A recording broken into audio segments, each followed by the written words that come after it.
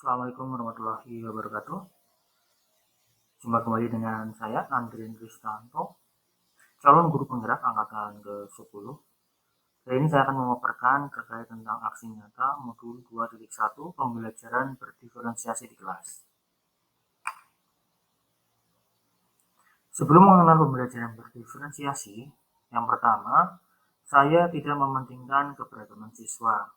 Kemudian saya juga tidak mementingkan minat dan motivasi murid. Yang ketiga, tidak memperhatikan latar belakang murid dan memperlakukan semua murid itu dengan tindakan yang sama. Kemudian setelah mengenal pembelajaran berdiferensiasi, di sini ada pertanyaan, kenapa harus pembelajaran berdiferensiasi? Melalui pembelajaran berdiferensiasi, kita berupaya memberikan pendidikan yang terbaik bagi murid agar dapat belajar sesuai dengan minat dan kebutuhannya. Kemudian pembelajaran berdiferensiasi yang dilakukan yaitu saya menyusun modul pembelajaran dengan tema mengenal keberagaman Indonesia lewat pertunjukan drama. Dengan pembelajaran 1 tentang menemukan perbedaan antara karya sastra, di sini antara lain yaitu puisi, prosa, dan drama. Selanjutnya, tujuan pembelajaran yang saya terapkan adalah dengan media dan sarana prasarana yang ada di murid dapat membaca 3 bentuk karya sastra puisi, prosa, dan drama, kemudian berdiskusi untuk dapat mengidentifikasi perbedaan 3 karya sastra tersebut yaitu puisi, prosa, dan drama. Tujuan tersebut menurut saya dan murid saya sudah jelas. Murid mampu mengidentifikasi perbedaan bentuk dari 3 karya sastra seperti puisi, prosa, dan drama melalui kegiatan membaca dengan sarana prasarana yang ada. Pengetahuan, keterampilan, sikap apa saja yang dideskripsikan dalam tujuan pembelajaran saya. Pengetahuan yang didapatkan dalam pembelajaran saya berdasarkan tujuan pembelajaran tersebut yaitu pengetahuan tentang murid mampu mengidentifikasi. Maksudnya, murid mampu memahami dan membedakan 3 objek karya sastra yaitu puisi, drama, dan prosa.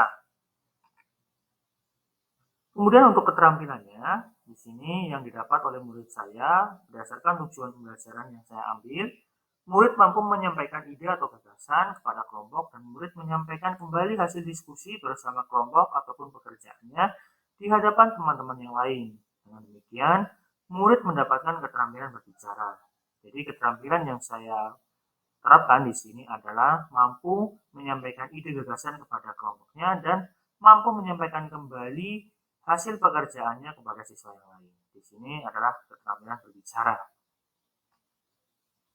Kemudian sikap yang diharapkan muncul dalam pembelajaran saya berdasarkan tujuan tersebut, yaitu murid mampu secara kritis mengidentifikasi perbedaan 3 jenis karya sastra, murid mampu secara aktif memberikan semangat ide dalam diskusi kelompok, dan murid mampu bertanggung jawab mempresentasikan hasil diskusi kelompok di hadapan teman-teman yang lain. Berarti di sini adalah secara sikap yaitu antara kritis, kemudian mampu aktif, dan yang terakhir adalah bertanggung jawab. Analisis kebutuhan belajar murid. Ya, bagaimana kesiapan belajar mereka jika dikaitkan dengan tujuan pembelajaran? Apakah mereka telah memiliki pengetahuan awal? Siapa saja murid yang menurut Anda atau saya memerlukan bantuan lebih? Siapakah yang perlu diberikan tantangan? Jadi untuk pendataan kemampuan siswa awal, saya sudah melakukan di SMK Negeri 1 Bawang pada awal tahun ajaran selalu melakukan pemetaan kemampuan awal siswa. Antara lain dari hasil asesmen awal, latar belakang keluarga, potensi yang menonjol, dan hambatan siswa dalam belajar. Kemudian setelah dilakukan analisis berdasarkan 35 murid dari 12 atau dari 11 MPLB 3, di sini murid yang memerlukan bantuan lebih berjumlah sekitar 15 siswa. Kemudian dari 35 murid di kelas 11 MPLB 3 yang perlu diberikan tantangan berjumlah 20 siswa. Berdasarkan 35 murid yang memiliki prestasi berjumlah 28 siswa dan berdasarkan 35 murid yang belum memiliki prestasi berjumlah 7 siswa. Jadi dapat disimpulkan berdasarkan hasil analisis yang saya lakukan, 45% siswa yang diperlukan adanya pendampingan secara lebih intensif dan 55% siswa dapat dilakukan pemberian aktivitas lebih sehingga jika dihubungkan dengan tujuan pembelajaran yang saya tentukan, maka murid saya secara motivasi belajar siap untuk beraktivitas sesuai dengan kebutuhan belajarnya. Adapun aktivitas belajar yang pertama, seperti biasa, berdoa, absensi, menyampaikan tujuan pembelajaran, dan menyampaikan penilaian hasil belajar. Yang kedua, memotivasi siswa untuk kerja punya kompetensi dan karakter sesuai dengan profil belajar Pancasila. Kemudian saya memberikan 3 contoh karya sastra dan meminta peserta didik untuk membacanya dengan 3 jenis karya sastra tersebut. Kemudian saya membagi peserta didik dalam 6 kelompok yang terdiri atas 6 peserta didik yang sesuai dengan kebutuhan belajar mereka dan meminta peserta didik untuk mendiskusikan perbedaan ketika bentuk karya sastra yang diberikan. Saya mendampingi kelompok sesuai dengan masing-masing kebutuhan belajar kelompok. Saya juga dengan cermat mengamati jalannya diskusi kelompok.